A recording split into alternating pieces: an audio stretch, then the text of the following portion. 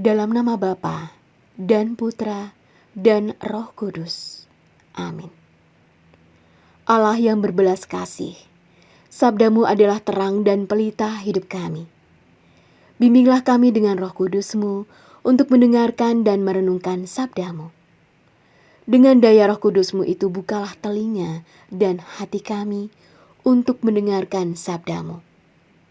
Terangilah budi dan hati kami untuk memahami sabdamu.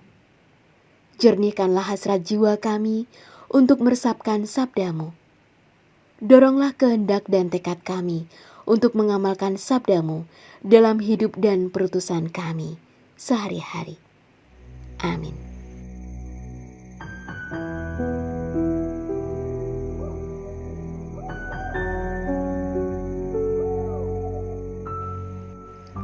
Adalah seorang Farisi yang bernama Nikodemus, seorang pemimpin agama Yahudi.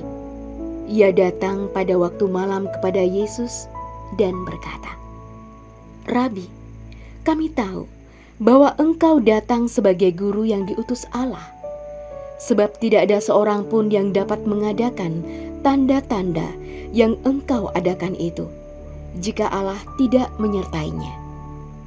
Yesus menjawab katanya, "Aku berkata kepadamu, sesungguhnya jika seorang tidak dilahirkan kembali, ia tidak dapat melihat kerajaan Allah." Kata Nikodemus kepadanya, "Bagaimanakah mungkin seseorang dilahirkan kalau ia sudah tua? Dapatkah ia masuk kembali ke dalam rahim ibunya untuk dilahirkan kembali?" Jawab Yesus, "Aku berkata kepadamu, sesungguhnya jika seseorang tidak dilahirkan dari air dan roh, ia tidak dapat masuk ke dalam kerajaan Allah. Apa yang dilahirkan dari daging adalah daging, dan apa yang dilahirkan dari roh adalah roh. Janganlah engkau heran karena aku berkata kepadamu, kamu harus dilahirkan kembali. Angin bertiup kemana ia mau, dan engkau mendengar bunyinya, tetapi engkau tidak tahu dari mana ia datang atau kemana ia pergi. Demikian halnya dengan tiap-tiap orang yang lahir dari roh." Demikianlah Injil Tuhan.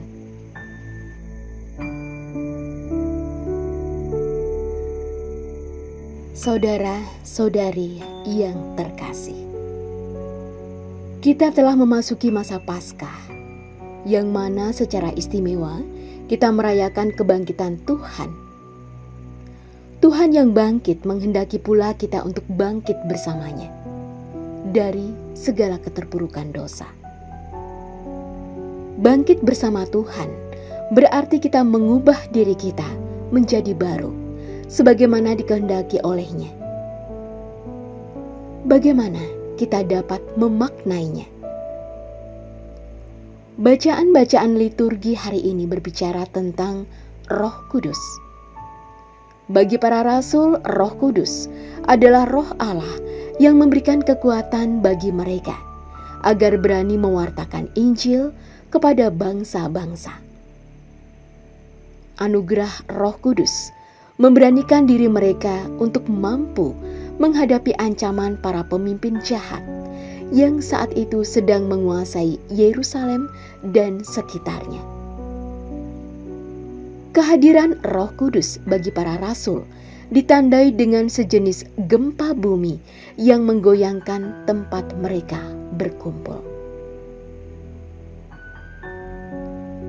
Saudara-saudari yang terkasih, Yesus dalam percakapannya dengan Nikodemus menerangkan bagaimana Roh Kudus bekerja. Secara spesifik, Roh Kudus bukan hanya sekedar roh yang memberikan kekuatan, melainkan juga membaharui setiap orang sehingga menjadi baru dalam Tuhan. Dalam bacaan Injil yang kita renungkan hari ini, hal ini diartikan dalam frasa dilahirkan kembali. Dengan demikian, menjadi baru sama artinya dengan dilahirkan kembali dalam Roh Tuhan. Kita telah menerima pembaptisan yang menjadikan kita anak-anak Allah. Kita juga telah menerima penguatan yang mendewasakan dan menguatkan kita dalam usaha untuk menjadi saksi Tuhan di tengah dunia. Berkat pembaptisan dan penguatan, kita menerima Roh Kudus. Roh itu kini bersemayam dalam diri kita dan bekerja setiap saat untuk menyempurnakan diri kita, sehingga kita dari hari ke hari semakin menjadi baru dan pantas sebagai anak-anak Allah yang terkasih. Saudara-saudari yang terkasih, marilah kita bersyukur kepada Tuhan karena Ia menganugerahkan masa yang penuh rahmat ini untuk memberikan kesempatan bagi kita menjadi baru dalam rohnya. Terhadap rahmat Allah yang sedemikian besar ini, marilah kita berusaha sedemikian rupa untuk menjadi baru dalam rohnya, dengan mengarahkan seluruh perkataan, perasaan, pemikiran, dan tindakan hidup kita pada Tuhan. Marilah kita juga berusaha bangkit dari keterpurukan dan beradaptasi dengan kebiasaan-kebiasaan baru yang baik untuk kita dan sesama di sekitar kita. Dengan demikian, kita boleh menimba rahmat melimpah dari Allah, terutama kekuatan dan semangat baru untuk menjadi saksi kebangkitannya di dunia. Ya Allah, seraya bersyukur atas kebangkitan-Mu yang membawa pengharapan dan semangat baru bagi kami. Semoga Roh Kudus-Mu selalu menuntun kami untuk kuat dan bertahan di tengah tantangan dunia dalam beriman dan bersaksi tentang-Mu kepada semua orang seturut kehendak Yesus Kristus, Juru Selamat kami. Amin. Dalam nama Bapa dan Putra dan Roh Kudus. Amin. Doa Santo Yusuf. Salam penjaga Sang Penebus, suami perawan Maria yang terberkati. Kepadamu Allah mempercayakan putra tunggalnya. Kepadamu Maria menaruh kepercayaannya. Bersama denganmu Yesus menjadi manusia.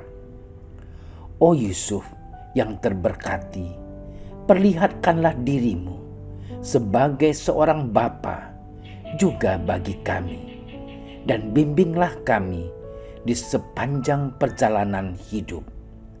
Perolehkanlah bagi kami rahmat, belas kasih, dan keberanian, dan lindungilah kami dari segala yang jahat. Amin. Bapa kami yang ada di surga, dimuliakanlah namamu, datanglah kerajaan-Mu, jadilah kehendak-Mu di atas bumi seperti di dalam surga.